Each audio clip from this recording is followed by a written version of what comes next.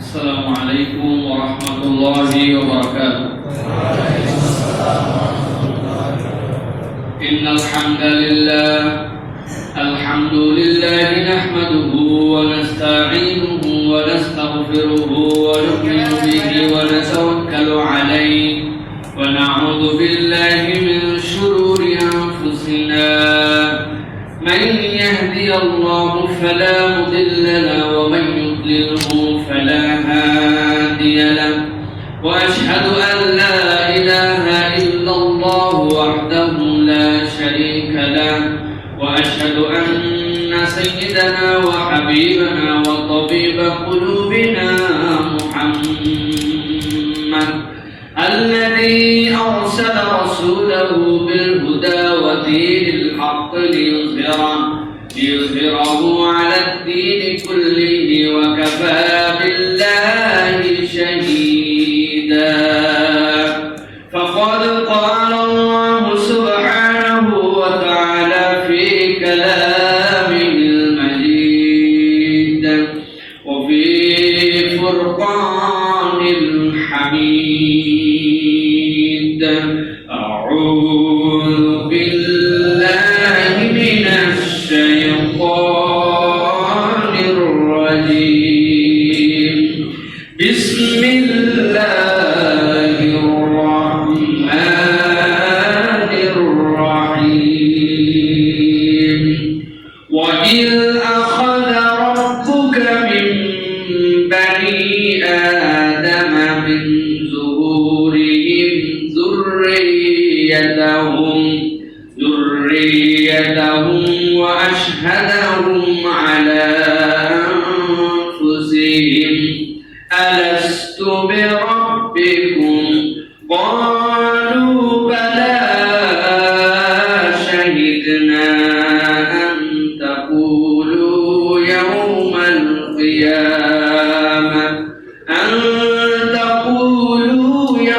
القيامة إنا كنا عن هذا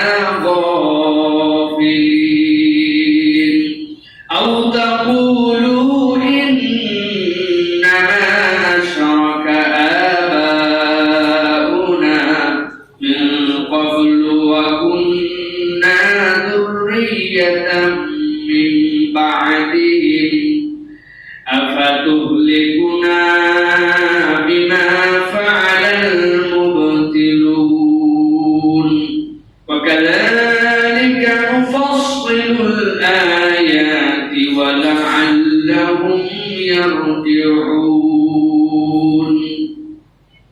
وقال الله سبحانه وتعالى آمرا ومخبرا للمؤمنين والمؤمنات إلى يوم القيامة إن الله وملائكته يصلون على النبي يا أيها الذين آمنوا صلوا عليه وسلموا تسليما.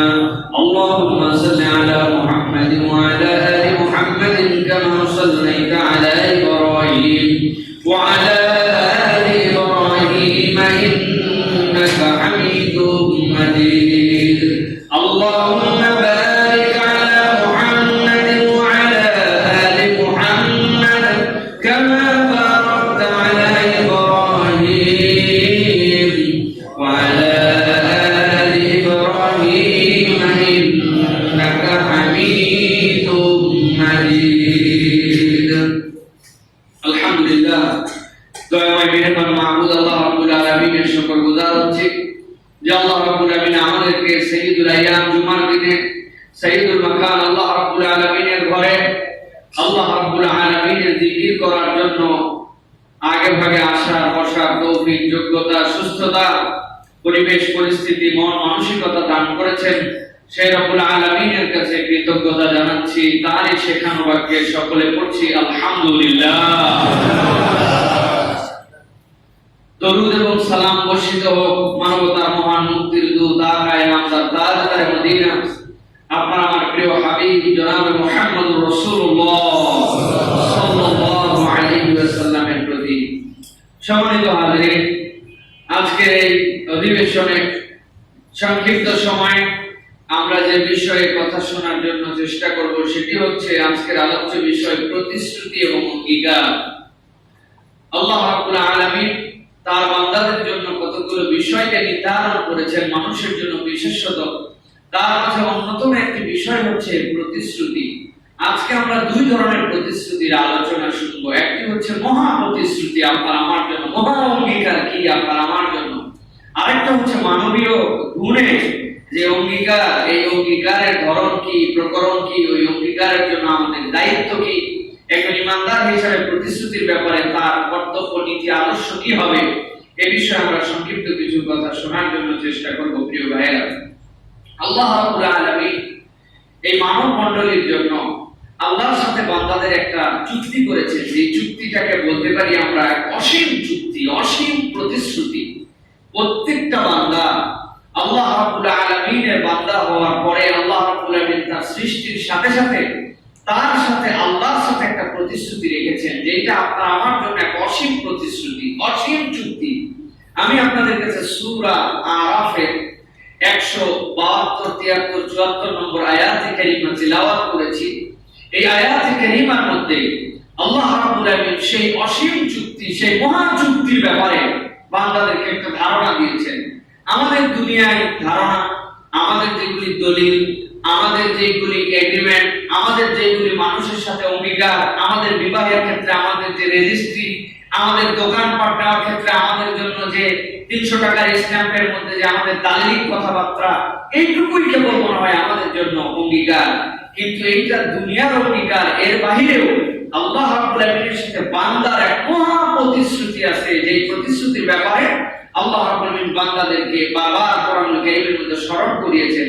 আল্লাহ রাব্বুল আলামিন সূরা আরাফের মধ্যে এটাকে স্মরণ করায় বান্দাদেরকে বলছেন, দুনিয়ার মানুষ এক মহা প্রতিশ্রুতিতে তোমরা আল্লাহর সাথে সম্পর্কিত হয়েছে, এইটা তোমরা যেন ভুলে যেও না। আর আল্লাহ স্মরণ করাচ্ছেন এই জন্য যে কোনো একদিন আসার পরে তোমাদের টেন্ডেন্সি অনুযায়ী তোমরাও এই কথা বলতে পারো যে আল্লাহ আমাদের তো এরকম কোনো প্রতিশ্রুতির কথা মনে নাই, অথবা আমরা ভুলে গিয়েছি। আল্লাহ যেন বারবার বান্দাদেরকে সেই কথা উল্লেখ পূর্বক বান্দাদেরকে সতর্ক করিয়েছেন। সুতরাং আল্লাহর সাথে বান্দার যে অসীম এক প্রতিশ্রুতি, সেই প্রতিশ্রুতি সূরা আরাফের মধ্যে আল্লাহ রাব্বুল আলামিন বান্দাদেরকে স্মরণ করাচ্ছেন। আল্লাহ বলছেন, وَإِذَا أَخَذَ رَبُّكَ مِنْ بَنِي آدَمَ مِنْ ظُهُورِهِمْ ذُرِّيَّتَهُمْ, আল্লাহ রাব্বুল আলামিন বলছেন সেই সময়ের কথা স্মরণ করো, সেই সময়ের কথা তোমরা মনে রেখো। وَإِذَا أَخَذَ رَبُّكَ مِنْ بَنِي آدَمَ مِنْ ظُهُورِهِمْ ذُرِّيَّتَهُمْ, আল্লাহ রাব্বুল আলামিন একমাত্র সৃষ্টি হিসাবে খালাকাল্লাহু আদামা বিয়াদি, আল্লাহ রাব্বুল আলামিন তার নিজ হাতে আল্লাহ রাব্বুল আলামিন আদম আলাইহিস সালামের স্ট্রাকচার বানিয়েছেন। আল্লাহ বলেন আদমকে সৃষ্টি করার পরে আল্লাহ রাব্বুল আলামিন যখন আদমের পৃষ্ঠদেশে হাত বুলাই দিলেন, ওই আদম থেকে যত সন্তান দুনিয়ায় আসবে সব সন্তানগুলো তখন আল্লাহর সামনে হাজির হয়ে গেল। সুবহানাল্লাহ। আল্লাহ রাব্বুল আলামিন বলেন মিন বানি আদম মিন যুহুরিহিম যুররিয়াতাহুম, তার সকল সৃষ্টি যেগুলো আদমের পৃষ্ঠদেশ থেকে আসার কথা, আদমের নসলে আসার কথা, সবগুলো হাজির হয়ে গেল। হাদিসের মধ্যে আসছে, মুফাসসিরিনে কেরাম ব্যাখ্যা দিচ্ছেন কিভাবে এটা হয়েছিল। একদল মুফাসসির বলছেন আরাফার দিনে, ইয়াউমুল আরাফা, যে দিন হয় আরাফার কোন একটা দিবসে আল্লাহ রাব্বুল আলামিন নুমান নামক এক স্থানের মধ্যে আল্লাহ রাব্বুল আলামিন তার সকল বান্দাদেরকে, আদমের সব নসলের যত বান্দা, সব বান্দাগুলোকে পিপীলিকার সদৃশ ছোট ছোট পিপীলিকাদের কম এরকম পিপীলিকার হালতে আল্লাহ রাব্বুল আলামিনের সামনে হাজির করে দিয়েছিলেন। এই ব্যাপারে আলামুস জার বলা হয়। এই জগৎটা, যে জগৎটা পিপীলিকার জগৎ, এইরকম পিপীলিকার সদৃশ করে আদম আলাইহিস সালাম থেকে যত তার সন্তান আসবে সব সন্তানগুলোকে আল্লাহ রাব্বুল আলামিন হাজির করেছিলেন নোমান নামক জায়গায় আরাফাত দিবসে। ইমাম শাওকানি বলতেছেন আল্লাহর সামনে যখন সব বান্দাগুলো যারা কিয়ামত পর্যন্ত আসতেই থাকবে আদম আলাইহিস সালামের পর থেকে সবগুলো যখন হাজির হয়ে গেল, আল্লাহ বলছেন ওয়াশহাদাহুম আলা আনফুসিহিম ওই দিবসে রব্বুল আলামিন সবগুলো মানুষের কাছ থেকে একটা সাক্ষ্য গ্রহণ করেছিলেন। আল্লাহ একটা মহান চুক্তি করেছিলেন। আল্লাহ রাব্বুল আলামিন সব বনি আদম থেকে একটা প্রতিশ্রুতি নিয়েছিলেন। আল্লাহ বলছেন কি প্রতিশ্রুতি নিয়েছিলেন? আদমের সব সন্তান আল্লাহর সামনে যখন আলামুস সব পিপিলিকার বেশি সবগুলো হাজির, রব্বুল আলামিন সাথে সাথে তাদেরকে জিজ্ঞাসা করলেন ক্বালু, আল্লাহ রাব্বুল আলামিন তাদের জন্য বললেন আলাস্তু বিরাব্বিকুম, আমি কি তোমাদের রব নই? আজকে আমার সামনে যারা আছো সবাই তোমরা এখন সাক্ষ্য দাও। আল্লাহ বলছেন সকলের সাক্ষ্য সকলে শুনেছিল। আল্লাহর সামনে অবস্থায় সবগুলি আদমের সন্তান আল্লাহর সামনে একযোগে সমস্বরে বলেছিল ক্বালু বালা শাহিদনা, রব্বুল আলামিন আজকে আমরা সাক্ষ্য দিয়ে দিলাম অবশ্যই অবশ্যই আপনি আমাদের রব। সুবহানাল্লাহ। আল্লাহর সামনে আদম আলাইহিস সালামের নসলে যে আসবে, বর্তমান পৃথিবীতে যে যে ধর্মে আছে, যে যে রূপে আছে, যদি সে মানুষ হয় তাহলে সে সেই ময়দানে সেদিন আল্লাহর কাছে সাক্ষ্য দিয়েছিল ক্বালু বালা শাহিদনা, আল্লাহ তুমি যে আমাদের কাছে জিজ্ঞাসা করছো আজকে যে আমি কি তোমাদের রব নই, আমারটা উনি শুনেছেন, ওনারটা আমি শুনেছি, আমরা সকলে সকলেরটা শুনেছি। আল্লাহ বলছেন ওইটা হচ্ছে তোমাদের জন্য মহা প্রতিশ্রুতি, মহা অঙ্গীকার আল্লাহর সাথে সেদিন তোমরা করেছিলে। আল্লাহ এরপরে বলছেন, গভীর মনোযোগ দেন, আল্লাহ বলছেন তাকুলু ইয়াউমাল কিয়ামাতি ইন্না কুন্না আন হাযা গাফিলিন। আল্লাহ বলছেন ও দুনিয়ার মানুষ, এই সাক্ষ্যটা আমি কেন নিলাম? তোমরা বললেও তো আমি তোমাদের রব, না বললেও তোমাদের রব। আল্লাহকে চেনার জন্য এমন কোনো কঠিন কিছু লাগে না, বান্দা নিজেই তার রবকে অল্প একটুখানি জ্ঞান বলে চিনে ফেলতে পারে। কিন্তু আল্লাহ রাব্বুল আলামিন আদমের সব সন্তানগুলোকে আল্লাহর সামনে হাজির করায়া আলামুস সারের পরিবেশ গঠন করায়া রব্বুল আলামিন তাদের মুখ থেকে বলে দিলেন ক্বালু, তারা সবাই বলেছিল আমরা আপনাকে রব হিসেবে স্বীকৃতি দিলাম কেন? আল্লাহ বলছেন তাকুলু ইয়াউমাল কিয়ামাতি, যেন তোমরা কিয়ামতের দিনে এই কথা বলতে না পারো ইন্না কুন্না আন হাযা গাফিলিন, আয় রব্বুল আলামিন আমরা তো সেই দিন গাফেল ছিলাম, আমাদের তো এই বিষয়ে কোনো ধারণা নাই। আল্লাহ বলছেন এই কথা যেন তোমরা বলতে না পারো, এই জন্য সকলকে সকলের সাক্ষ্য বানায়া ওই দিন আমি রব্বুল আলামিন তোমাদের কাছ থেকে সাক্ষ্য নিয়েছিলাম। আর কোরআনুল কারীম আমার পক্ষ থেকে পাঠানো রাসূলের প্রতি বিধান হিসাবে এই কোরআনকে তোমাদের সাক্ষ্যের পুস্তক বানায় দিলাম। এই কথাটা আমি কোরআনুল কারীমে তোমাদের জন্য উল্লেখ করেছি। কোরআনুল কারীম আল্লাহ রাব্বুল আলামিন কোন আয়াতে কারীমার মধ্যে বলেছেন এই উম্মতে মুহাম্মাদি আমরা যারা, আমরা পূর্ববর্তী সকল পয়গম্বরের উম্মতের জন্য সাক্ষী হব। ও সুবহানাল্লাহ, কি আশ্চর্য কথা!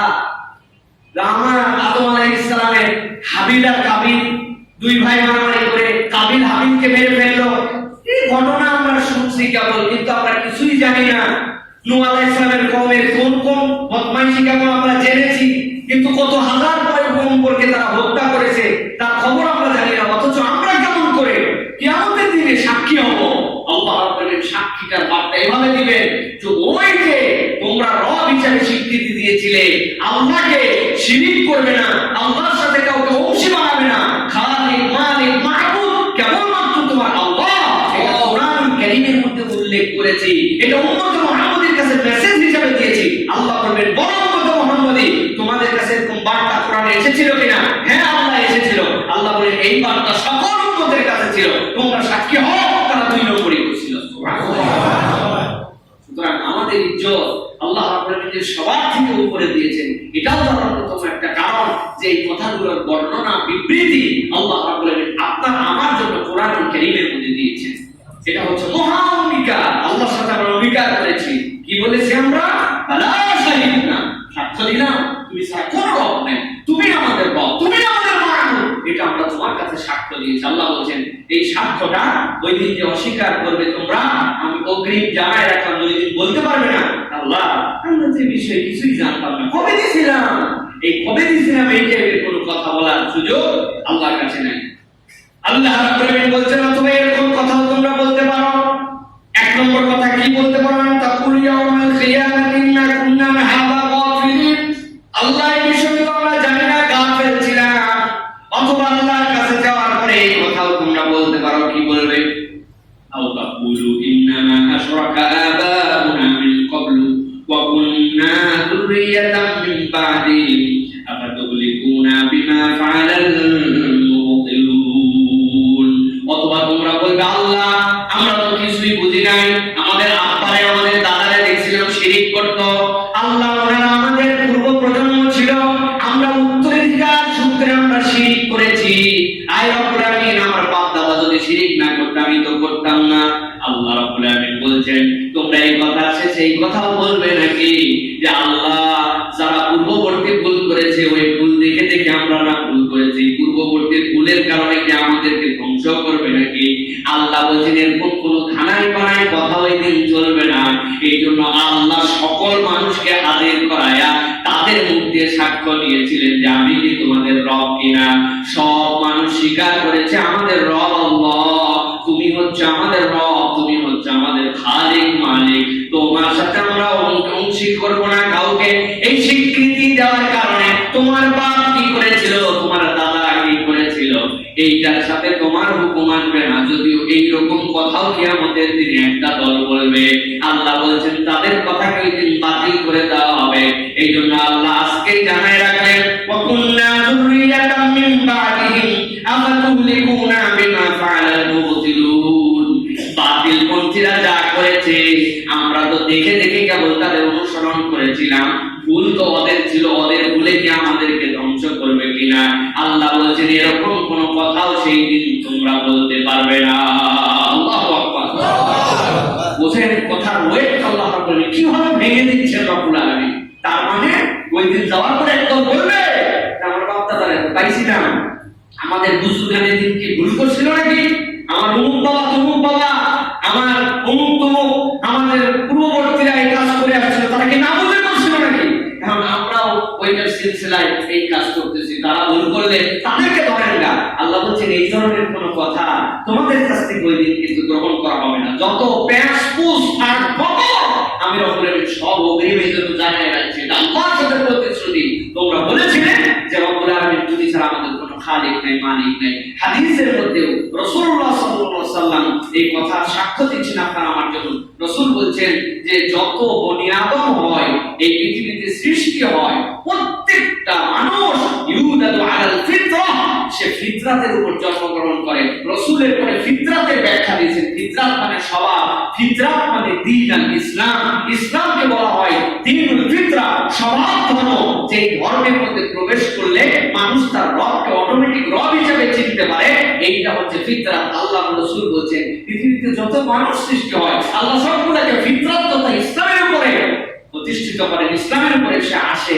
এরপরে তার বাপ মা তাকে বিদান ও ইনসিরান, তাকে নাসারা বানায়, ইহুদি বানায়, মাজুসি বানায়, পৌত্তলিক বানায়। এটা তার বাপ মা তার আশপাশের পরিবেশ দেখেছে হয়, কিন্তু প্রত্যেকটা বনি আদম সে আল্লাহর কাছে একজন মুসলমান হিসাবে ইসলামের উপরে পৃথিবীতে আসে।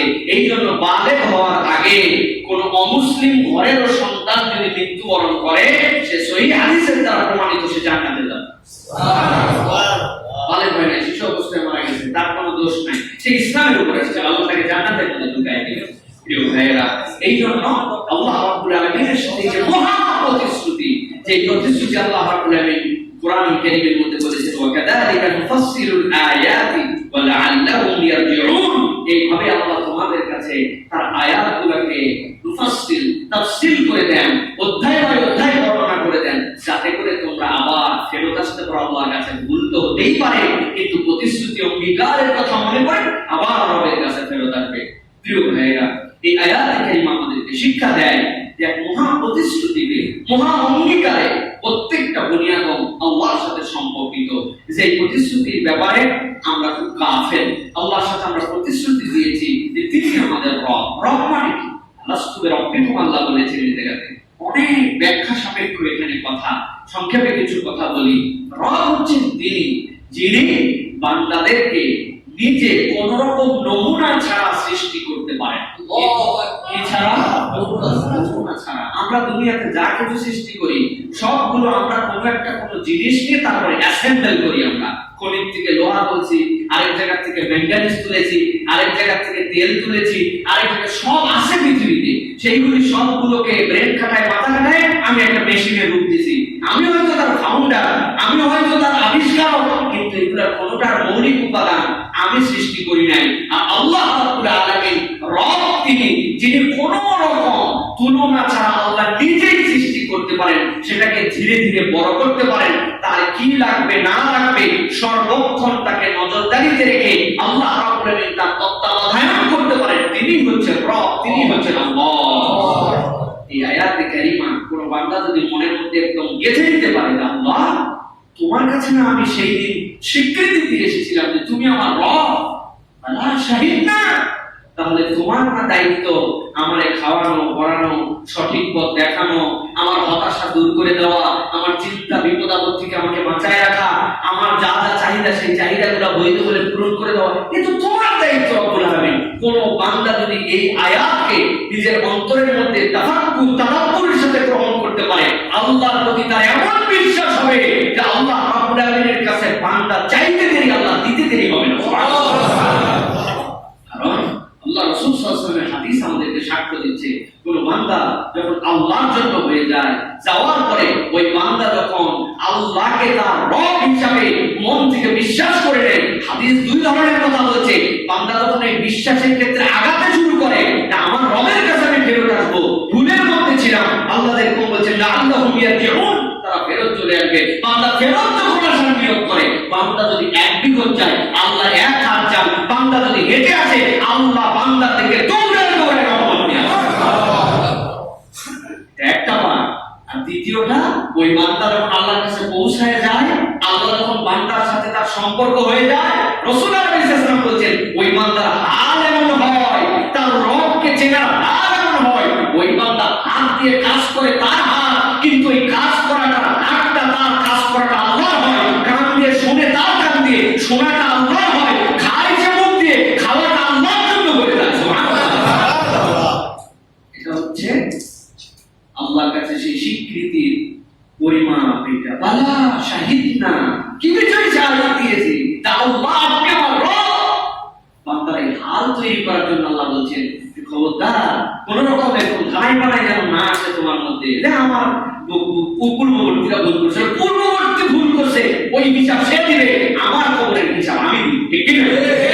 আপনার কবরে নেই, কেউ জিজ্ঞাসা করবে যে তোমার পাশের বাড়ির লোকের কি ব্যাপার, তারা স্বামী স্ত্রী ঝগড়া করতেছিল, এ বিষয়ে তুমি উত্তর দাও। অমুক অমুক লোক দুইজন গীবত করতেছিল, তুমি ওই গীবতের জন্য ওখানে গেছিলে, কি শুনছিলে তুমি, ওরা কেন গীবত করলো সেটার উত্তর দাও। কবরের কোন উত্তর আমাদের থেকে নেওয়া হবে না। কবরের উত্তর যেগুলো নেওয়া হবে সেইগুলো প্রত্যেকটা নিজেদের জন্য। তোমার রবকে, তোমার দিনকে, তোমার রাসূলকে, সব তোমার, তোমাদের না, উনার না, তোমার। সুতরাং আমরা যদি আমারটা চিন্তা করি, তাহলে আল্লাহ রাব্বুল আলামিনের কাছে অবশ্যই আমরা কামিয়াব হওয়ার দিকে যাব। কিন্তু আমরা এখন দেখতে পাই আমার নিজের চিন্তার বাইরে আমরা এখন পরের চিন্তা নিয়ে বেশি ব্যস্ত। প্রিয় ভাইরা, অমুকে কেন ভালো না, আপনি কেন ভালো হলেন? আমি তো বারবার এই কথা বলি, যখনই কোনো আলোচনা করা হয়, ধরেন যে মিথ্যা বলা যাবে না, ঘুষ খাওয়া যাবে না, সুদ খাওয়া যাবে না, চগলখুরি করা যাবে না, গীবত করা যাবে না, ভালো মানুষ হতে হবে, আমরা যেই চিন্তা করি গীবত করা যাবে না, আমি চিন্তা করি আমার কোন কোন বন্ধু গীবত করে, আরে আমি কি করি চিন্তায় আমার মধ্যে আসে না, আমি তার দিকে নজর যাই। হুজুর মনে হয় এই লোকের দিকে মেনশন করছে, আর হুজুরে কোন যে কথা বলছে মনে হয় সরকারের বিরুদ্ধে বলতেছে। আরে কি সরকার? আমার নিজের জান চলে কি না চলে, আমি জাহান্নাম থেকে মুক্ত হইতে পারছি কিনা, এই চিন্তাই করে শেষ করতে পারলাম না, সরকারের চিন্তা করতে বলবো। সেই চিন্তাও করতে হবে, সেই চিন্তাও বাদ দেওয়া যাবে না, সেটারও আল্লাহ রাব্বুল আলামিন নির্দেশনা দিয়েছেন। কিন্তু আগে তো আমার নিজের চিন্তা করতে হবে। কু আনফুসাকুম, আল্লাহ বলেন আগে জাহান্নাম থেকে তুমি বাঁচার চিন্তা করো, তারপরে আহলিকুম না, তোমার পরিবারকে তারপরে বাঁচাও। আমি আগে পরিবার বাঁচাচ্ছি, আমি জাহান্নামে যাই না, তাই নাকি? এরকম চিন্তা করা যাবে না প্রিয় ভাইরা। সুতরাং এই আয়াতে কারিমা আপনার আমার জন্য একটা মহা প্রতিশ্রুতির বার্তা দিয়েছে, যে বিষয়ে আমাদেরকে সবসময় স্মরণ রাখতে হবে। আল্লাহ রাব্বুল আলামিন এরপরে শপথ আর চুক্তির মানদণ্ড বর্ণনা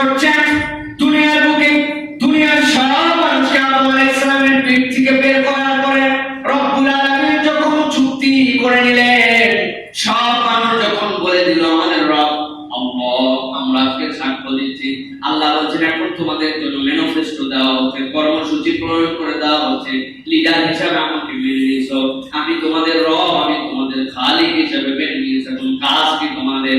আল্লাহ স্মরণ করাই দিয়েছেন, আলাম আহাদ ইলাইকুম ইয়া বানি আদম আল্লা তা'বুদুশ শাইতান ইন্নাহু লাকুম আদুউম মুবিন। আমার আল্লাহ রাব্বুল আলামিন বলছেন, দুনিয়া মানুষ মনে রাখবে, আমি আল্লাহ রাব্বুল আলামিন আহাদ ইলাইকুম ইয়া বানি আদম, সূরা আরাফের মধ্যে আমি রাব্বুল আলামিন তোমাদের কাছে যে চুক্তি করেছিলাম, অঙ্গীকার করেছিলাম, সেখানে তোমাদের কাছে মেসেজটা পরিষ্কার করে দেওয়া হয়েছে। আমি যেহেতু তোমাদের রব, আল্লাহ তা'বুদুশ শাইতান, খবরদার খবরদার শয়তানের ইবাদত তোমরা করতে পারবে না, শয়তানের উপাস্য হিসেবে শয়তানকে দিতে পারবে না, শয়তানিকে দিতে পারবে না। আল্লাহ বলেন, ইন্নাহু লাকুম আদুউম মুবিন, জেনে রাখো এই শয়তান তোমাদের জন্য প্রকাশ্য শত্রু। এখানে ছোট্ট একটু বার্তা মনে রাখতে হবে, দুনিয়ায় খুবই ক্ষুদ্র একটা গোষ্ঠী ছাড়া কেউ ঘোষণা দিয়ে শয়তানের ইবাদত করে না। খুব ক্ষুদ্র একটা গোষ্ঠী যারা ইলমিনুতি বা বিভিন্ন ধরনের গোষ্ঠী আছে যারা শয়তানকে পূজা করে, শয়তানকে ঘোষণা দিয়ে। তাছাড়া পৃথিবীতে যারা ধর্মকে অনুসরণ করে চলে, যে যে ধর্মই হোক, কোন মানুষ শয়তানের ইবাদত করে না। আপনি অবাক হয়ে যাবেন একটু গভীরভাবে চিন্তা করলে। যারা হিন্দু ভাইয়েরা আছে, এই হিন্দুরা যে পূজা করে, হিন্দুরা যে ভগবানের কাছে যায়, মূর্তির সামনে যায়, মাথা নিচু করে, আপনারা ওদের কাছে যায় বলেন তো, এই তুই শয়তানের ইবাদত করতেছিস কেন? ও রেগে রেগে তেলে বেগুন হয়ে যাবে, বলবে কি বলো, আমি সরস্বতীর ইবাদত করি, লক্ষ্মীর ইবাদত করি, আমি ওর সামনে মাথা নিচু করি, আমি শয়তানের ইবাদত করবো কি জন্য? বলবে কি না? সেই হিন্দু কম করুক আর বেশি করুক, কত হিন্দু প্রত্যেক দিন পূজা করে, আবার কত হিন্দু দেখা যাচ্ছে কেমন যে ওদের শেষ কি দুর্গা পূজার সময় একদিন যায়, দশমীর দিনে একটুখানি মাথা ঠেকায়। ওই যে কম করে আর বেশি করে, যার কাছে না, কেউ বলবে না আমরা শয়তানের ইবাদত করি, বলবে বলবে না। খ্রিস্টানরা এই যে গির্জায় যায়, সোমবারে যায়, তারপরে এই বিভিন্ন অকেশনে তারা গির্জায় যায়, যাওয়ার পরে তারা ক্রুশ আঁকে, কোন করে ক্রুশ আঁকে, চিহ্ন করে। ওদেরকে যদি আপনি বলেন শয়তানের পূজা করিস কেন, শয়তানের ইবাদত করিস কেন, একদম খেপা তো খেপবে, পারলে আপনার দুটো চট থাপ্পড় লাগবে। বেটা, এ হচ্ছে আমাদের গড, আমরা গডের উপাসনা করি, আমরা কে বলছি শয়তানের উপাসনা করি? সেই বেটা বেশিও করে কম করে, কেউ বলবে না শয়তানের ইবাদত করে। এমনকি মুসলমানদের মধ্যে থেকেও কোন একজন ব্যক্তি 5 ওয়াক্ত সালাত আদায় করে, কোন সালাত বাদ দেয় না, উনারা যদি জিজ্ঞাসা করেন তুমি কার ইবাদত করো, কার ইবাদত করে? আল্লাহ। আরেকজন মনে করেন একদম টাটকা মুসলমান, উনি খালি শুধুমাত্র শুক্রবার দিন আসে অথবা ঈদের দিন শুধু নামাজে যায়, এরকম মুসলমান আছে আমাদের, শুধু জুমার দিনে যায়, আবার অনেক আছে জুমার দিনেও যায় না, হয়তো 2-3 মাসে একটা জুমা পড়লো কি না বললো, এরকম মুসলমান আছে। এখন উনার কাছে যাই জিজ্ঞাসা করে, বেটা তুই তো নামাজ কালামই করিস না, জুমার দিন খালি দেখি মসজিদে যাচ্ছিস, ব্যাপার কি? তুই তো শয়তানের ইবাদত করিস। খেপে কিন্তু বম হয়ে যাবে, সব উল্টো পাল্টা করিস না, এবার তো কোনদিন কম করতে পারি, এগুলো শয়তান নাকি? শুক্রবারে যাই করি তাই করি, এটা আল্লাহর জন্য করি, ঠিক কি না? আল্লাহ বললেন, আল্লাহ আহাদ ইলাইকুম ইয়া বানি আদম আল্লা তা'বুদুশ শাইতান ইন্নাহু লাকুম আদুউম মুবিন। ভালো করে শুনেন, বুঝেন আগে ভালো করে। আল্লাহ বলেন খবরদার তোমরা কেউ শয়তানের ইবাদত করো না, আমি তোমাদের কাছে প্রতিশ্রুতি দিয়েছি। তো আমরা তো বাহ্য দৃষ্টিতে দেখতেছি কেউই তো শয়তানের ইবাদত করে না, মুসলমানও করে না, খ্রিস্টানও করে না, হিন্দুও করে না। তা আল্লাহ তো বললেন শয়তানের ইবাদত তোমাদের মধ্যে আছে। বুঝতে হবে শয়তানের ইবাদতটা কি। শয়তানের ইবাদত হচ্ছে না বুঝার একমাত্র কারণ যে আমরা ইবাদত বুঝি না। ইবাদত বুঝলে না বুঝবো কোনটা ইবাদতে শয়তানি আর কোনটা ইবাদতে রহমানি। আপনি করতেছেন এমন ইবাদত যেটা অটোমেটিক শয়তানের ইবাদত হয়ে যাচ্ছে। সেইটা কি আপনার জীবনের শুরুর দিন থেকে একদম শেষ দিন পর্যন্ত, সেই দিন আপনার কানে একটা আযান দেওয়া হয়েছিল যেটার জন্য কোনো নামাজ পড়া হয় নাই, আর ওই নামাজের অপেক্ষায় এমন একদিন মৃত্যু এসে গেছে সেই দিন আপনার নামাজ পড়া হচ্ছে কিন্তু তার জন্য আযান দেওয়া হয় নাই। ওই জন্ম থেকে আপনার ওই কবরে যাওয়ার দিন, ওই জানাজার নামাজের দিন পর্যন্তের মধ্যে যে কমপ্লিট প্যাকেজ, এই প্যাকেজটা যদি রব আল্লাহকে স্বীকার করে নিয়ে সর্বক্ষেত্রে নিজের জীবন যাপন করা হয়, ওইটা হচ্ছে ইবাদতে রহমানি। আর যতটুকু ওই জীবন যাপনের ক্ষেত্রে স্লিপ করে, বাইপাস করে, আল্লাহকে অস্বীকার করে যতটুকু করবেন, অতটুকুর নাম হচ্ছে আপনার আমার জন্য ইবাদতে শয়তানি। নামাজে ইবাদতে রহমানি আছে, ব্যবসায় ইবাদতে শয়তানি আছে, আছে না? তাহাজ্জুদে ইবাদতে রহমানি আছে, শাসনে ইবাদতে শয়তানি বুঝের মধ্যে ইবাদতে শয়তানি আছে, আচরণের মধ্যে অনেক ক্ষেত্রে ইবাদতে রহমানি আছে। আপনি বুঝেন নাই, আপনি এটাকে ল্যামসেন যা ইচ্ছা তাই মাথার মধ্যে নিয়ে ফেলছেন, আপনি এটাকে গুরুত্ব দেন নাই। আপনি মনে করছেন আরে নামাজ চলবে আল্লাহর পদ্ধতিতে, রোজা চলবে আল্লাহর পদ্ধতিতে, হজ চলবে আল্লাহর পদ্ধতিতে, অর্থনীতি আবার এই জামানায় আল্লাহর পদ্ধতিতে চলে নাকি? এরকম মুসলমান আছে, আছে না? ভালো করে বুঝেন, আল্লাহ তাআবুদুশ শাইতান, কত নামাজ পড়ে, কত রোজা রাখে, কত হজ করে, আল্লাহর কাছে যে হজে যায় কান্দে হুলস্থুল করে ফেলছে।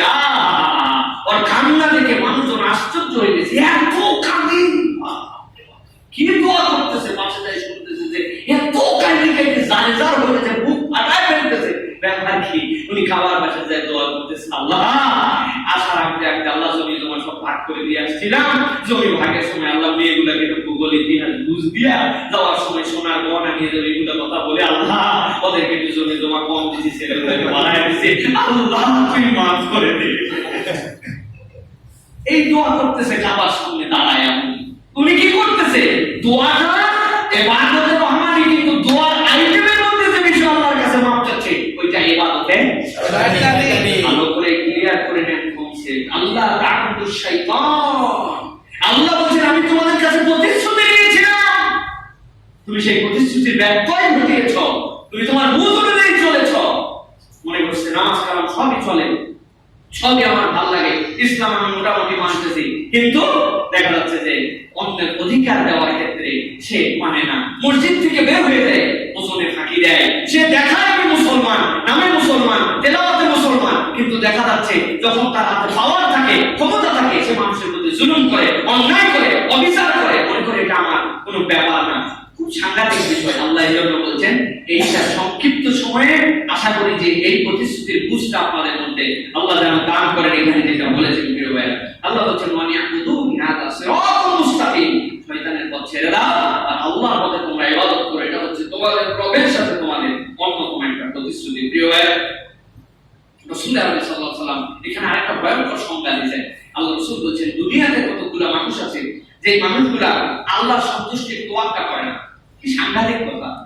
যিনি আপনার বস, যাকে আপনি স্বীকারোক্তি দিয়েছেন যে তিনি হচ্ছেন আপনার খালিক, রব, আল্লাহ তুমি আমার রব, শাহিদ না, আমরা সাক্ষ্য করলাম, আপনারা আমরা সবাই সবার সাক্ষী হয়েছি, অথচ রাসূল সাল্লাল্লাহু আলাইহি ওয়াসাল্লাম বলেছেন সে আল্লাহর মহব্বত এবং আল্লাহর ভালোবাসা, আল্লাহর ভয়ভীতিকে তোয়াক্কা করে না। সে দুইটা জিনিসের পিছনে ঘটে। বুখারীর হাদিসের মধ্যে আছে, 1886 নম্বর হাদিস, তিরমিজির হাদিসের মধ্যে আছে। রাসূলুল্লাহ সাল্লাল্লাহু আলাইহি ওয়াসাল্লাম খুব কঠিন ভাবে দুটো ভাষা ব্যবহার করেছেন সেখানে। রাসূল বলছেন একদল হচ্ছে তার অর্থ সম্পদের গোলাম, আরেক দল হচ্ছে তার পরিবার পরিজন, তার স্ত্রীদের গোলাম।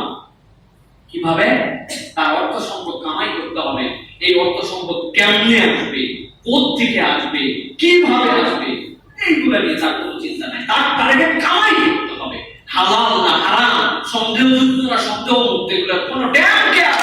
তার বউ আরেকটা হচ্ছে মহব্বতের আইটেম, মানুষ স্ত্রীকে অনেক ভালোবাসে, ওনার স্ত্রীর একটা চাহিদা আছে, স্ত্রীর হয়তো বুঝে কম থাকতে পারে, তার বিবেচনায় হয়তো কম থাকতে পারে, কিন্তু স্ত্রীর চাহিদাকে সে নিজের মধ্যে এরকম মনে করছে, পরিবারের চাহিদাকে ছেলে বলে দিছে, বেচারি কামাই হয়তো এরকম, ছেলে বলছে আমার অ্যান্ড্রয়েড ফোন লাগবে, বেচারি চালায় হয়তো রিক্সা, বেচারি হালাল কামাই করে, তার নিজের হাতে কষ্ট করে কামাই করে, তিনি তার হালাল কামাই, কিন্তু তার সন্তান তার পরিবার বলছে তার একটা অ্যান্ড্রয়েড ফোন লাগবে, 20,000 25,000 টাকা দামের চাহিদা দিচ্ছে। বেচারি কি করবে? বেচারি তার কিছু করার নাই, তখন সে হালাল হারামের বিবেচনা আছে, চুরি করা ধরছে, অন্যায় করা ধরছে, অপকর্ম করা ধরছে। এটা একটা মাইনর উদাহরণ দিলাম। আল্লাহ রাসূল সাল্লাল্লাহু আলাইহি ওয়াসাল্লাম বলছেন এই ধরনের মানুষ দুনিয়াতে প্রতিশ্রুতির ব্যতিক্রমকারী, সবচেয়ে সাংঘাতিক, যারা অর্থের গোলাম হয়ে যায়, যারা তাদের পরিবার তথা স্ত্রীর গোলাম হয়ে আল্লাহর মহব্বতকে ত্যাগ করে হারাম কাজের মধ্যে নিমজ্জিত হয়। এটা আল্লাহ এবং তার রাসূলের পক্ষ থেকে লানপ্রাপ্ত দল। নাউযুবিল্লাহি মিনাশ শাইতানির রাজিম। খুব সাবধান হতে হবে। এইজন্য আমাদের প্রতিশ্রুতির ক্ষেত্রে আলোচনার কারণ কি?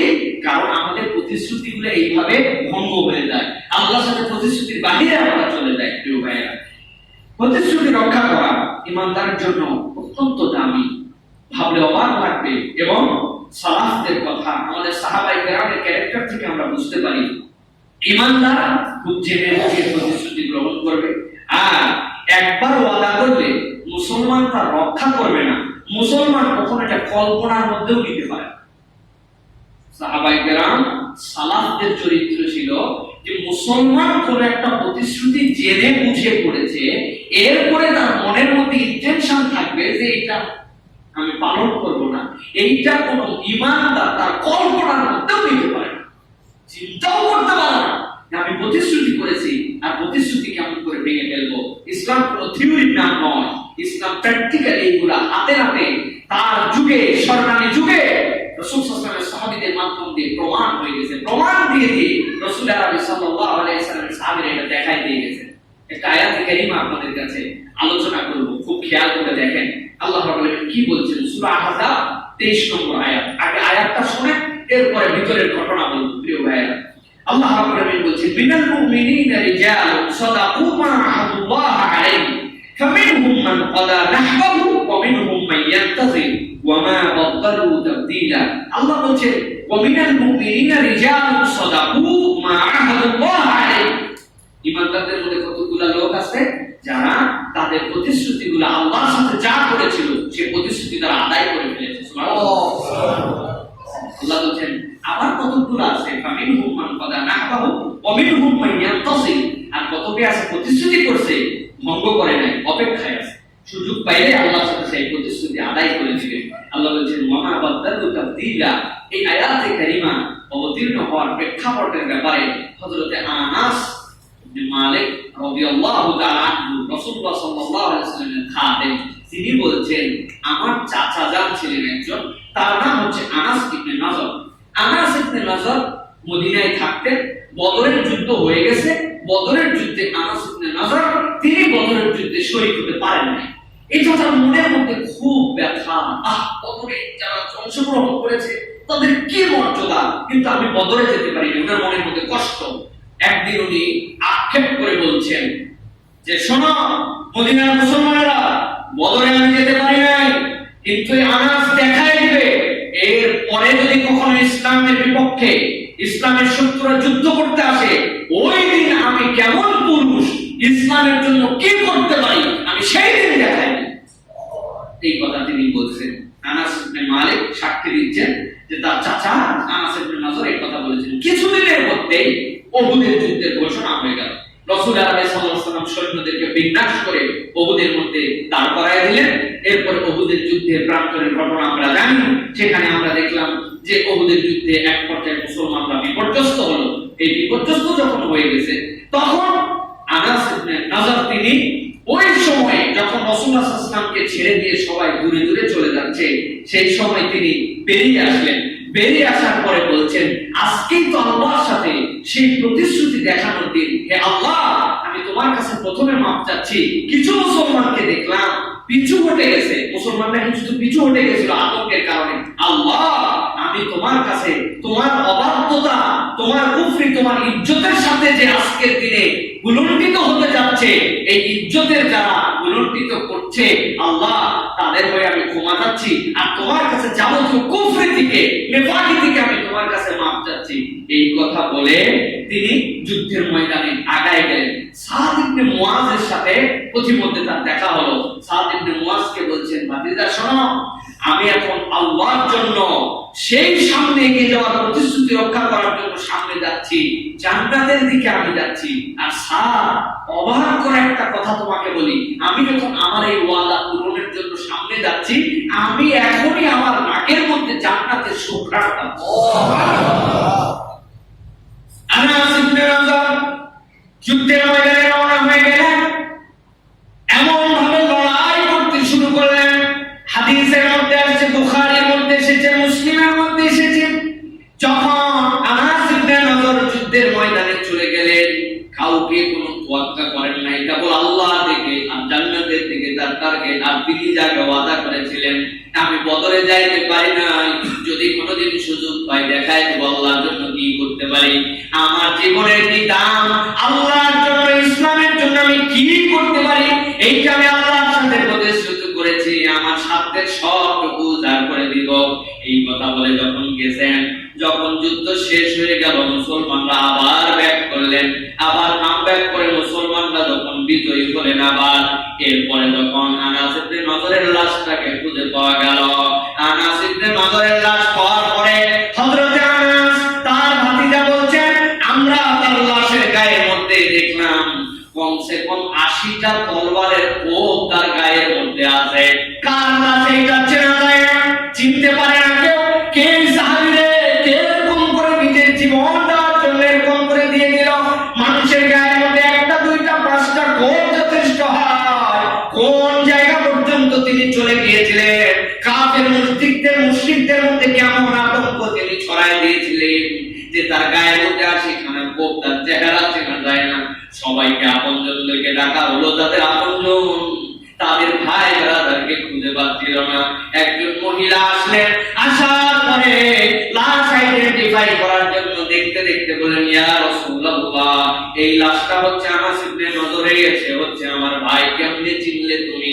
বলে তার নখের মাথায় একটা আঁচিল ছিল, শরীরের সব জায়গায় কোপ করলে ওই নখের মাথাটুকু কেবল বেঁচে আছে। আমার ভাইয়ের এই নখের ডগা দেখে, নখের আঁচিল দেখে আমি চিনতে পেরেছি এইটাই হচ্ছে আমার ভাই, যে বলেছিল আল্লাহর সাথে আমি প্রতিশ্রুতিবদ্ধ হয়েছি, বদরে যাইতে পারি না, উহুদের ময়দানে আল্লাহর জন্য কি করতে পারি আমি দেখাবো। আল্লাহর বান্দা এই প্রতিশ্রুতি নিয়ে সামনে আগায় আজকের দিনে শহীদ হয়েছে। হযরত সাদ ইবনে মুয়াজ বলছেন, যখন তিনি এই যুদ্ধের ময়দানে যাচ্ছিলেন, আমি আমার জীবনে তার থেকে উদ্দীপনা নিয়ে প্রতিশ্রুতি পালন করার ক্ষেত্রে কোন ব্যক্তিকে এত উদ্যমী হতে দেখিনি। সুবহানাল্লাহ। ইসলাম এরকম কোন ধর্ম নয় যে আপনার কাছে প্রতিশ্রুতির একটা থিওরি দিয়ে গেছে আর তারা দেখাই দিয়ে যান নাই।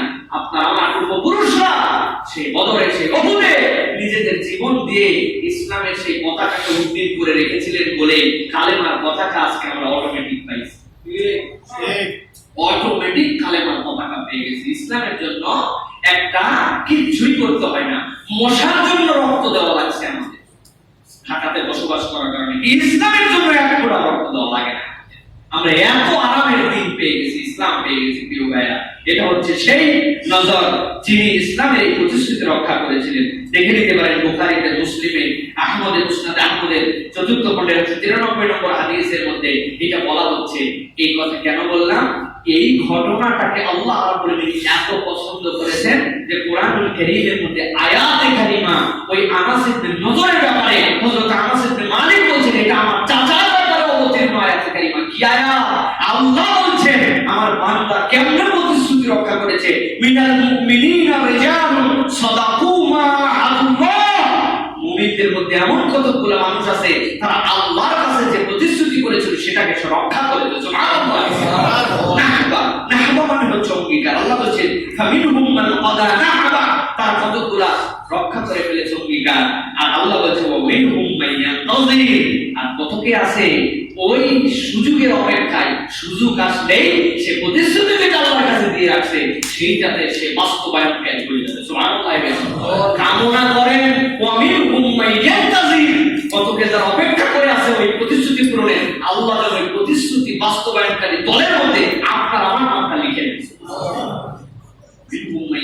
একদল তো পূরণ করে ফেলছে, আরেক দল আমরা তো তার সাথে শপথ করছি আমাদের জান মাল কার? আমাদের এই মাল, আমাদের এই জান, এটা কার? কিসের বিনিময়ে আল্লাহ কিনেছেন? জান্নাতের বিনিময়ে কিনে দিয়েছেন। সুতরাং আল্লাহর জন্য যদি এরকম জান মাল দেওয়ার সুযোগ থাকে, আমরাও সেই দলের মধ্যে। আল্লাহ আয়াতে কারিমার এই জায়গাতে উজ্জ্বল রেখেছেন। ওইটা তো চলে গেছে আনাস ইবনে নজরে, যে আয়াত দিয়ে যে প্রতিশ্রুতি দিয়ে পূরণ করে ফেলছে। আল্লাহ বলেন ওয়াবিনহুম মান ইয়ানতাযির, আর কত এখন অপেক্ষা করছে, ওই অপেক্ষাকারীর নাম আল্লাহ প্রকাশ করেন নাই। তারা হচ্ছে ওরাই হচ্ছে তারা যারা আল্লাহর সাথে প্রতিশ্রুতি পূরণের মনের মধ্যে আকাঙ্ক্ষা রাখবে। আল্লাহ রাব্বুল আলামিন পক্ষান্তরে এইভাবে কোরআনুল কারীমের মধ্যে আপনার আমার নামকেও রেখেছেন। সুবহানাল্লাহ। এই হচ্ছে ঈমানদারদের প্রতিশ্রুতি। সুতরাং আমাদেরকে এই প্রতিশ্রুতি পূরণের ক্ষেত্রে সর্বদা মনোযোগী থাকতে হবে। এবার কিছু বিষয় বলে রাখতে হবে। প্রতিশ্রুতি পূরণের ক্ষেত্রে দুটো বিষয় অন্তরায় কোরআন দ্বারা সাবেত। একটা হচ্ছে তীব্র আকাঙ্ক্ষা যদি না থাকে আমাদের মধ্যে, মন মানসিকতার মধ্যে যদি ঘানায় বানায় থাকে, আমরা প্রতিশ্রুতি পূরণে যদি দৃঢ় সংকল্প না থাকে, তাহলে শয়তানের মধ্যে আপনার জন্য সমস্যা তৈরি করবে। আর 2 নম্বর, আমাদের পিতার নসলে, আদম আলাইহিস সালামের নসলে বান্দারা প্রতিশ্রুতির কথা ভুলে যায়। আল্লাহ রাব্বুল আলামিন সূরা তাহার 115 নম্বর আয়াতের মধ্যে বলেছেন, আমাদের বাপ আল্লাহর কাছে যে ওয়াদা করেছিলেন খবরদার তাকরাবা হাযিহি শাজারাতা, তুমি খবরদার এই গাছের কাছে যাবে না, উনি কিন্তু এই প্রতিশ্রুতির কথা ভুলে গেছিলেন। আল্লাহ বলেন আদম ভুলে গেছিল এটা। সুতরাং প্রতিশ্রুতি পালনের অন্তরায় হচ্ছে দুইটা। একটা হচ্ছে দৃঢ় সংকল্প যদি না থাকে, প্রতিশ্রুতি দেওয়ার সময় আমার মনের মধ্যে ভিন্ন রকম কামনা, আর দুই নম্বর প্রতিশ্রুতির ক্ষেত্রে আমরা অনেক সময় ভুলে যাই। এই জন্য বারবার এটাকে স্মরণ করায় রাখতে হবে যে কোন প্রতিশ্রুতি, সবচেয়ে মহান প্রতিশ্রুতির কথা তো সবসময় মনে রাখতেই হবে, আর দুনিয়াবী প্রতিশ্রুতির কথা আপনাকে স্মরণ রাখতে হবে। আমরা দেখতে পাই এই যে ফাঁদ, প্রতিশ্রুতি পূরণের যে ফাঁদ, এই ফাঁদের মধ্যে থেকে আমরা নিজেরাই আটকায় যাচ্ছি। ব্যাংকের থেকে আমাদের লোন নেয়, ব্যাংকের থেকে আমাদের ঋণ নেয়। যারা ঋণ নেয় ওরা নেওয়ার সময় নিয়োগ করে আর কোনোদিন এটা দিব না, ঠিক না? কোনোদিন দিব না। এটা কিসের দেওয়া? মর্টগেজ এমন জিনিস দেখাইছে যেটা ওইরকম 10টা মর্টগেজ বেচলে ওইটা টাকা উঠবে, ওইটা ব্যাংক আলাও জানে, ও জানে, সিস্টেম আলাও জানে, ওই সিস্টেমে সে লোন নেয়, তাই না? এই জন্য এরকম লোন নেওয়ার পরে আবার বলে যে এটা 5,000 কোটি টাকা মাফি, এটা কোনো ব্যাপার না, এরকম তারা বলে। প্রিয় ভাইরা, এটা আল্লাহ রাব্বুল আলামিন বারবার ঈমানদারদেরকে এটা সতর্ক করিয়েছেন এবং সাবধান করিয়েছেন। যারা দুনিয়ার বুকে এই যে ইচ্ছামতো ধানাই বানাই করবে, ধার নিবে, নেওয়ার পরে ধার শোধ করার মানসিকতা না থাকবে, তাদের জন্য একটা হাদিস আল্লাহ রাসূল সাল্লাল্লাহু আলাইহি ওয়াসাল্লামের পক্ষ থেকে ভালো করে শুনেন। আবু দারদা রাদিয়াল্লাহু তাআলা বলছেন, এক যুদ্ধে আমরা রাসূল সাল্লাল্লাহু আলাইহি ওয়াসাল্লামের সাথে বের হলাম। ভালো করে খেয়াল করেন, ব্যাংকের থেকে ঋণ নিছেন, অমুকের থেকে টাকা নিছেন, আপনার কোনো কেয়ারই নাই, আপনার কোনো চিন্তাই নেই, টাকা নিছি কি হয়েছে তাই এইরকম ব্যাপার করে যারা ঘোরাফেরা করতেছেন, আবার নামাজ কালাম হজ যাকাত বিরাট ফুটানি নিয়ে ঘোরাফেরা করতেছেন। আবু দারদা রাদিয়াল্লাহু তাআলা বলছেন, রাসূল সাল্লাল্লাহু আলাইহি ওয়াসাল্লাম যুদ্ধের জন্য বের হলেন। আল্লাহ রাসূল সাল্লাল্লাহু আলাইহি ওয়াসাল্লাম হঠাৎ করে থেমে গেলেন, থামার পরে পিছন দিকে ঘুরলেন। ঘোরার পরে রাসূল সাল্লাল্লাহু আলাইহি ওয়াসাল্লাম বলছেন, এখানে এমন কোন মানুষ যদি থেকে থাকে যে মানুষটা যুদ্ধের ময়দানে যাচ্ছে আর তামান্না করতেছে যে যুদ্ধে যে সে ফেরত আসবে না, শহীদ হয়ে যাবে, অথচ তার কাঁধের মধ্যে ঋণ আছে, সে ঋণ নিয়ে আসে, তাহলে আমি রাসূল বলছি সে শাহাদাতের তামান্না বাদ দিয়ে সে ফেরত যা, কেননা এই মৃত্যুর মাধ্যমে তাকে জাহান্নাম ঠেকাতে পারবে না। বুঝছেন হাদিস? বুঝছেন না? বুঝলে আরেকবার বলুন।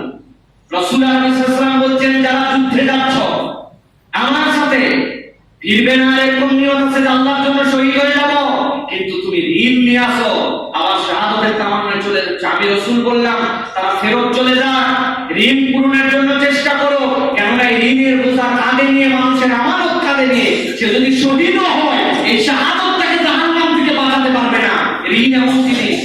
আর আমরা বাংলাদেশে দেখতে পাই বছরকে বছর ঋণ খেলাপি, বছরকে বছর কালো টাকা সাদা করার সুযোগ দেওয়া হচ্ছে, হারাম খাচ্ছে, তারা নামাজ পড়ে, কালাম করে, হজ করে, যাকাত দাতা হয়। আপনি কেমন করে আল্লাহর কাছে দাঁড়াবেন আগে এই চিন্তা করেন। রাসূলুল্লাহ সাল্লাল্লাহু আলাইহি ওয়াসাল্লাম স্বয়ং যার ঋণ আছে তার জানাজাতে দাঁড়ান নাই, আর আপনি গুরুত্বই দিচ্ছি না। জনগণের ঋণ এইটা, ব্যক্তিগত ঋণ তো 1-to-1 মামলা, একজনের সাথে আরেকজনের ঋণ আছে 1-to-1 মামলা, সেই ঋণ আপনি পূরণ করতে না পারলে তার সাথে হিসাব। আপনি ব্যাংকের ঋণ নিছেন, 5,000 লোকের আমানত সেখানে আছে, আপনি অমুক তমুক ফান্ডের থেকে ঋণ তুলেছেন যেখান থেকে হাজার হাজার মানুষের আমানত আছে, আপনি সেইগুলোকে গা করতেছেন না, আবার আপনি দেখাচ্ছেন আমি বিরাট কিছু, আমি অর্থনীতির বিপ্লব ঘটাচ্ছি। আপনার এই বিপ্লব অর্থনীতির দুনিয়ায় দেখা গেলেও জাহান্নামে আপনি যাওয়ার বিপ্লব ঘটায় রাখছেন, যেখান থেকে মুক্ত হওয়ার আপনার জন্য কোনো রাস্তা নাই।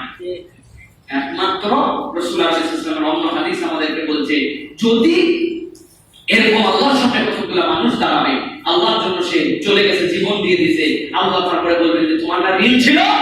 বলে আল্লাহ আমি সাধ্যের মধ্যে অনেক চেষ্টা করছি, কিন্তু আমার সাধ্য আর কুলাই নাই, তার আগে আমি শহীদ হয়ে গেছি, মৃত্যুবরণ করে গেছি। আল্লাহ রাস্তায় শাহাদাতের পরে যদি কারো সত্যি সত্যি সে চেষ্টা করে পারে না, আল্লাহ তখন ওই বান্দার সাথে আমলে কাটাকাটি করে আল্লাহ ওই যার থেকে ঋণ নিয়েছিল তাকে মার্জনার ব্যবস্থা করবেন। কিন্তু তার মানে এইটা নয় যে আপনি নেওয়ার সময় 2 নম্বর করছেন, ইচ্ছা মতো ঋণ নিয়েছেন, যে ঋণ না নিলেও চলবে। আমাদের ঋণগ্রস্তরা এখন আমাদের কাছে রাত দিন দোয়া চায়। আরে দোয়া কিভাবে কাজে দিবে? আপনাদের ঋণের দোয়া কাজ দিবে না ভাই। আপনি তো আপনার যে ব্যবসা চলতেছিল 10,000, 15,000, 20,000, 1 লাখ টাকা সুন্দর আসতেছিল, আপনি হঠাৎ করে মাথার মধ্যে চক্কর দিছে, একটু ঋণটি নিয়ে সুদের ঋণ দিচ্ছে, তার মধ্যে নিয়ে এটারে আমরা এখন প্রত্যেক মাসে 10 লাখ করে লাভ করবো। আপনারা তো 10 লাখ টাকা লাভ করার আল্লাহ নির্দেশ দেয় নাই, আপনি তো স্বাবলম্বী ভাবে চলতেছিলেন, আপনি তো নিজেই নিজের মতো জুলুম করছেন। এখন আপনি খালি গলাবাতির দাইন, আল্লাহ তোমার কাছে আমি ঋণ মুক্তির দোয়া হচ্ছে, সেই দোয়া কাজ দিবে আপনার। আপনি তো পর্যন্ত দোয়ার মাসওয়াবই ঠিক হয় নিজে নিজের বিপদে নিজের মধ্যে নিক্ষেপ করেছেন প্রিয় ভাইরা। এই জন্য যারা ঋণ নিচ্ছেন, যারা ব্যবসা করতেছেন, আগে সেটেল ডাউন করেন, চোখ নিচের দিকে দেন, যা সেই পর্যন্ত দিয়ে যদি চলে আলহামদুলিল্লাহ, এটাকে ফুলে ভাবে বড় করা, ব্যাংকে ঋণ দেওয়া, সুদ দিয়ে সেটার মধ্যে বরকতহীন করে তোলা, এইটা ইসলামের দায়িত্ব নয়, প্রতিশ্রুতির ব্যতিক্রম কাজ। এটা আল্লাহর সাথে আমরা এরকম প্রতিশ্রুতি করি না। অতএব ইমানদার ভেবে চিন্তে বুঝে সুঝে তার প্রতিশ্রুতি গ্রহণ করবে এবং প্রতিশ্রুতি বাস্তবায়ন করার চেষ্টা করবে। প্রিয় ভাইরা, চুক্তি পালনের ক্ষেত্রে সাহাবায়ে কেরামের কেমন তামান্না ছিল, দুটা ঘটনা বলবো প্রিয় ভাইরা, ভালো করে খেয়াল করেন। হযরত আনাস রাদিয়াল্লাহু তাআলা বলছেন, একদা আমরা রাসূল সাল্লাল্লাহু আলাইহি ওয়াসাল্লামের সাথে বসেছিলাম, 8 থেকে 9 জন লোক। রাসূল সাল্লাল্লাহু আলাইহি ওয়াসাল্লাম হঠাৎ করে আমাদের কাছে বললেন, আমি তোমাদের কাছে একটা প্রতিশ্রুতি দিতে চাই, তোমরা কি আমার সাথে প্রতিশ্রুতিবদ্ধ হবে? সব সাহাবীরা আল্লাহর রাসূলের দিকে হাত বের করে দিলেন, ইয়া রাসূলুল্লাহ, আমরা আপনার কাছে প্রতিশ্রুতিবদ্ধ হতে চাই। রাসূল সাল্লাল্লাহু আলাইহি ওয়াসাল্লাম সকলের হাত নিয়ে বললেন, তোমরা ওয়াদা করো আল্লাহর কাছে। কি ওয়াদা? 4টা বিষয়ের ওয়াদা করো। তোমরা সব সময় আল্লাহর ইবাদত করবে, আল্লাহ তা'বুদু ইল্লা ইয়্যা, আল্লাহ ছাড়া কোনো ইবাদত করবে না। এরপর রাসূল বললেন, আল্লাহর সাথে কাউকে শরীক করবে না। ওয়াদা করো, আমি তোমাদের সাথে প্রতিশ্রুতি দিচ্ছি। 3 নম্বরে, প্রতিদিন 5 ওয়াক্ত সালাত আদায় করবে আর আল্লাহ ছাড়া কারো কাছে কিছু চাইবে না। দেনের ওয়ালা আল্লাহ, আল্লাহর কাছেই কেবল তোমরা চাইবে। সাহাবায়ে কেরাম রাসূলুল্লাহ সাল্লাল্লাহু আলাইহি ওয়াসাল্লামের কাছে হাত দিয়ে প্রতিশ্রুতি করলেন। কথাগুলো সহজ, কিন্তু হযরত আনাস রাদিয়াল্লাহু তাআলা বলছেন, এই প্রতিশ্রুতির পরে সাহাবীরা এমন সরল মনা, এমন তাদের মন ছিল, কি কি প্রতিশ্রুতি করছে? আল্লাহ ছাড়া করে ইবাদত করব না, আল্লাহর সাথে কারো শরীক করব না, প্রতিদিন 5 ওয়াক্ত সালাত আদায় করব আর আল্লাহ ছাড়া কারো কাছে কোনো কিছু সাহায্য চাইব না। আল্লাহ রাসূলের সাহাবী আনাস বলছেন, আমাদের হাতের থেকে যদি কারো বর্তনী পড়ে যাইতো অথবা কোনো একটা জিনিস হাত ফসকায় পড়ে গেছে, আমরা কোনো দুনিয়ার মানুষকে ওইটা তুলে দেওয়ার জন্য ডাকতাম না, কারণ ওই জায়গায় প্রতিশ্রুতি করছি আল্লাহ ছাড়া দুনিয়ার কারো সাহায্য চাইব না। সুবহানাল্লাহ, এই সাহায্য চাওয়া তো অবৈধ না, এটা তো সেই সাহায্য নয়। আপনার মাথার মধ্যে একটা বস্তা আছে, হাতের মধ্যে একটা ব্যাগ ছিল, হাত পিছলে পড়ে গেছে, পাশে একজন যাচ্ছে, ভাই দে তো হাতের মধ্যে ধরাই দে। কিন্তু সাহাবীরা এমন সরল মনা, এমন প্রতিশ্রুতি পালনে তারা ব্যাখ্যা খুঁজতে যান নাই। আল্লাহ রাসূল বলছেন, আল্লাহ ছাড়া কারো কাছে সাহায্য চাবে না। ওনাদের হাতের থেকে জিনিস পড়ে গেলেও নিজে তুলে নিতেন, তারপরে দুনিয়ার কোনো মানুষের সাহায্য চাইতেন না। সুবহানাল্লাহ, প্রতিশ্রুতি কারে বলে? পালন করা। সাহাবীদের ক্যারেক্টার ছিল এরকম। প্রিয় ভাইরা, সর্বশেষ আপনাদের জন্য বলবো প্রিয় ভাইরা, আমাদের এই যে প্রতিশ্রুতি পালনের ক্ষেত্রে নজির স্থাপনকারীদের মধ্যে হযরতের আমাদের সাহাবায়ে কেরামের মধ্যে থেকে যারা আনসারী ছিলেন তারা অনন্য ছিলেন। আনসারী সাহাবীরা প্রতিশ্রুতি পালন যেটা করেছেন পৃথিবীর মানুষের কাছে ব্যতিক্রম।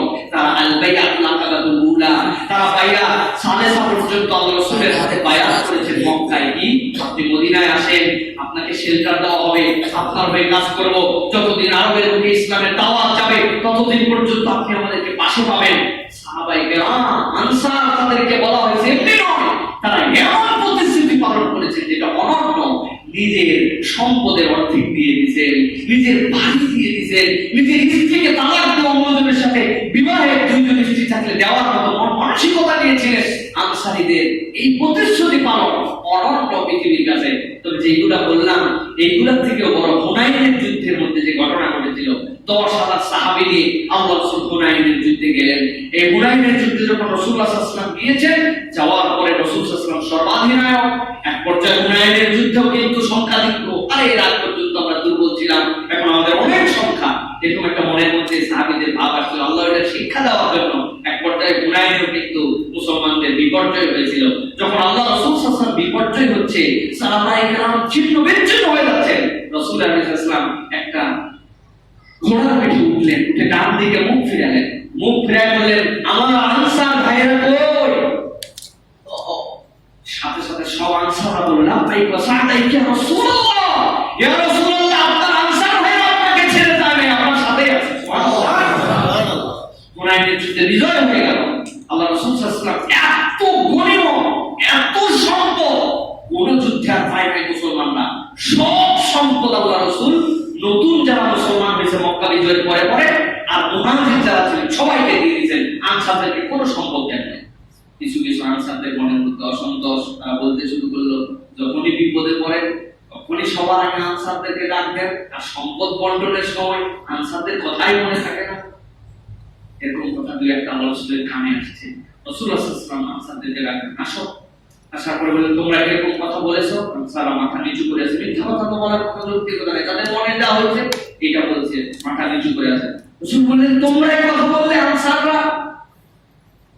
আল্লাহ রাসূল তারপরে বললেন, শোনো আনসার ভাইয়েরা, পার্থিব যে সম্পদ এইগুলা সব তাদের জন্য দিয়ে দিছি, তাদের জন্য দেওয়া হোক, এইটা তোমরা পছন্দ করো, নাকি দুনিয়ার যে সম্পদ আজকে গনিমত পাইছে এইগুলা তারা না আর আল্লাহর রাসূল তোমাদের সাথে থেকে যান, এইটা বেশি পছন্দ করো?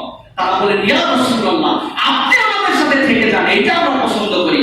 আল্লাহ রাসূল বললেন, হুনাইনের যুদ্ধের সব সম্পদ এই নব্য মুসলিম মক্কার মানুষ মুহাজিরদেরকে দিয়ে দিলাম, আর আল্লাহ রাসূলকে তোমাদের জন্য দিলাম। জন্ম এখানে, বড় হওয়া এখানে, নবুয়ত পাওয়া এখানে, কিন্তু চিরদিন মদিনাবাসীর সাথে মুহাম্মদ সাল্লাল্লাহু আলাইহি ওয়াসাল্লাম থাকবে। সুবহানাল্লাহ। হাদিসের মধ্যে আল্লাহ রাসূল বলেন, কোন আনসার যদি ভুল রাস্তায়ও চলে যায়, আমি মুহাম্মদ সাল্লাল্লাহু আলাইহি ওয়াসাল্লাম আনসারের সাথে ভুল রাস্তায় চলে যাব। আল্লাহু আকবার। এই যে আনসারদের প্রতি আল্লাহ রাসূলের এই ভালোবাসা, কেন? আনসারদের এই ভালোবাসার কারণ তারা প্রতিশ্রুতি পূরণ করেছিল, তারা আল্লাহ রাসূল সাল্লাল্লাহু আলাইহি ওয়াসাল্লামের সাথে যে ওয়াদা ছিল এই ওয়াদা পূরণ করেছিল। কিন্তু আমরা আনসারী চরিত্রের দিকে এখন আমরা পার হয়েছি বনি ইসরাইলের চরিত্রে। আমাদের চরিত্র এখন কি? বনি ইসরাইলের চরিত্র। পৃথিবীতে কোরআন সাক্ষ্য দিচ্ছে, হাদিস সাক্ষ্য দিচ্ছে, আমি হাদিসের ৬-৭টা রেফারেন্স নিয়ে আসছি। যত প্রতিশ্রুতি ভঙ্গকারী এর নাম্বার 1 হচ্ছে ইহুদিরা, বনি ইসরাইলরা। ওরা হচ্ছে প্রতিশ্রুতি ভঙ্গ করার বস। 1 মিনিটের মধ্যে কথা ঘুরাইছে, 1 মিনিট আগেই এটা, 1 মিনিট পরে এটা, 1 মিনিট আগেই এটা। মুসা আলাইহিস সালামের মতো লোক নদীর সাগর পার করে ওই পারে নিয়ে গেছেন ওদেরকে, ওরা মরেই যাচ্ছিল পিছনে, ওরা ওই পারে যে আল্লাহ শুকরিয়া না করে উল্টা বলতেছে, এই রাস্তা বানাই নিয়ে এসো আমাদেরকে, ওই রাস্তা থেকে ফেরামুন আর দুই আগে দেখা। চিন্তা করছেন ওদের টেন্ডেন্সি? ওদের টেন্ডেন্সির মধ্যেই নাই যে আল্লাহ কৃতজ্ঞ হবে, প্রতিশ্রুতি পালন করবে, আল্লাহ প্রতিশ্রুতিতে তাদেরকে রক্ষা করছে, আমারটা খুশি হওয়ার কথা। ওরা উল্টা বলছে আগে সব জায়গায়। রাসূল আলাইহিস সালাম সাহাবীদেরকে নিয়ে গল্প করতেছেন একদিন, গল্প করতে করতে রাসূল বলছেন, জানো তাদের চরিত্রের মধ্যে কেমন চরিত্র ছিল? বলে 3টা লোক তাদের মধ্যে ছিল। একটা লোক ছিল নেড়া টাক, আরেকটা লোক ছিল কুষ্ঠরোগী, আরেকটা লোক ছিল অন্ধ। আল্লাহ পরীক্ষা করার জন্য একদিন একটা ফেরেশতা পাঠালেন। যাওয়ার পরে কুষ্ঠরোগীর কাছে এসে বলল যে, তোমার কুষ্ঠ মানে আমরা যে মনে করি যে সেতি, সেতি আর কুষ্ঠ কিন্তু ভিন্ন। কুষ্ঠরোগীর চামড়া এমন যে তাকে মানুষ পছন্দ করে না, সেখান থেকে অনেক সময় ঘা হয়, দুর্গন্ধ বের হয়, তার মানে সে সমাজের মধ্যে একটা অন্যরকম মানুষ। তাকে বলছে, তোমার তোমার কি চাহিদা, তুমি কি পেলে খুশি হবে? বলে যে আমার যে কুষ্ঠ, এটার জন্য মানুষ আমাকে অপছন্দ করে, যদি আমি এই কুষ্ঠ থেকে মুক্তি পাইতাম তাহলে আমার এটাই সবচেয়ে কামনা। আল্লাহ ফেরেশতা গায়ে হাত বুলাই দিয়েছে, ঝকঝকা চামড়া হয়ে গেছে তার গায়ে। সাথে সাথে সে তো খুশি, বলে শোনো তোমার তো ভালো হয়েছে, আর একটা কামনা করো, যে কামনা হইলে তুমি খুশি হবে। বলে আমার যদি একটা উট থাকতো, যে উটটা আমাকে খাবার দিত, আবার যে উটে করে আমি ভ্রমণ করতে পারতাম, তাহলে খুব খুশি হতাম। ফেরেশতার সাথে সাথে তাকে একটা গর্ভবতী উটনি দিয়েছে, দিয়ে বরকতের দোয়া করছে যে আল্লাহ এর মধ্যে তুমি বারাকায় ভরপুর করে দাও। আল্লাহ রাব্বুল আলামিন কুষ্ঠরোগীকে ভালো করছেন, আর উটের পরে বরকতে ভরপুর দোয়া শুরু হয়েছে। আরেক লোক মাথায় টাক, তার চুল নাই, এই জন্য সে খুব বিব্রত। সে তার কাছে ফেরেশতা এসে বলছে যে তোমার কি অবস্থা মনে? বলে আমার এই টাকের জন্য সমাজে কোনো সম্মান নাই, সব টাকু টাকু বলে আমার ডাকে, কি একটা বেইজ্জতি আমার, এটা যদি না থাকতো আমি কত ভালো লাগতো আমার।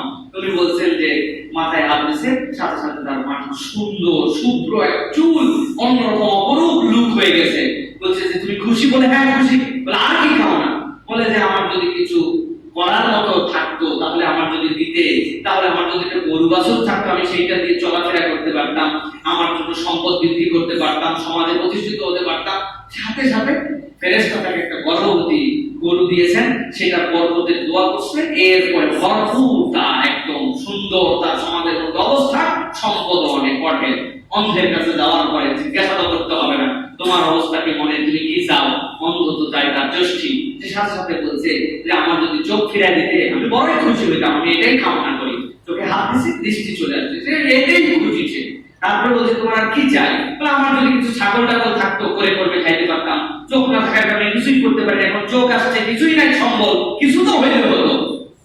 সাথে সাথে একটা থাকে গর্ভবতী একটা, আল্লাহর পক্ষ থেকে তার জন্য একটা ছাগলের বাচ্চা দিয়ে, ছাগল দিয়ে দিয়েছেন। এরপরে সেই ছাগলের জন্য বরকতের দোয়া করছে ফেরেশতা, আল্লাহ বরকতে ভরপুর করে দিয়েছেন। আল্লাহ রাসূল বলেছেন এর কিছুদিন পরে আল্লাহ পরীক্ষা নেওয়ার জন্য যে বনি ইসরাইল কেমন, যাদেরকে আল্লাহ এই নিয়ামত দিলেন তারা কেমন, আল্লাহ আবার ফেরেশতাকে মানুষ রূপ দিয়ে পাঠালেন। প্রথমেই গেছে কুষ্ঠরোগীর কাছে, যাওয়ার পরে বলছে ভাই আমি সফরে চলছিলাম, চলা অবস্থায় আমার সাথীরা সব আমায় ফেলে রেখে চলে গেছে, আমি বড়ই দরিদ্র, তোমার তো এত এত তোমার উট, এখান থেকে একটা উট আমাকে দাও, তাই এই উটটা নিয়ে আমি অন্তত পক্ষে সফর করবো, আল্লাহ তোমাকে বরকত দেখ, তোমার জন্য দোয়া করি। সাথে সাথে সেই কুষ্ঠরোগী বলছে ভাই উট দিতে পারবো না, আমি এখন একটু সমস্যায় আছি। তখন ওই লোক বলছে তুমি কি সমস্যায় আছো?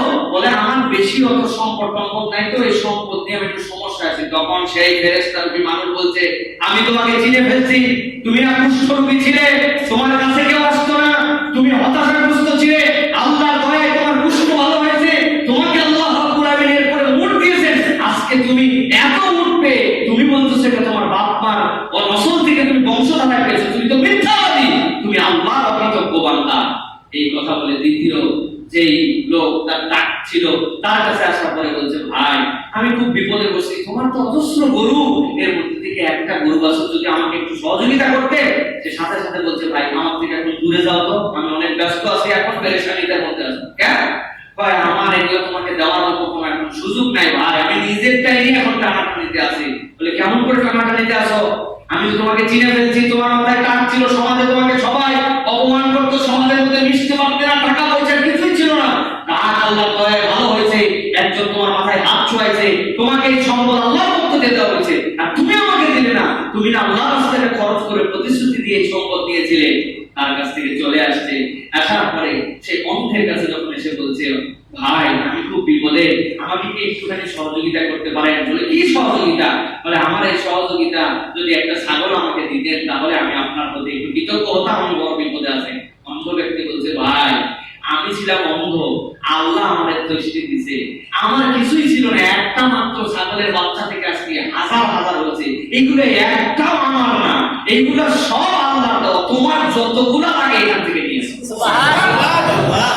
রাসূল সাল্লাল্লাহু আলাইহি সাল্লাম বলেছেন এই হাদিসের দ্বারা যে মানুষ যখন কৃতজ্ঞ হয় আল্লাহ রাব্বুল আলামিন তখন বাড়ান, আর মানুষ যদি কৃতজ্ঞ না হয় তাহলে আল্লাহ রাব্বুল আলামিন তার সম্পদে আর বৃদ্ধি দেন না।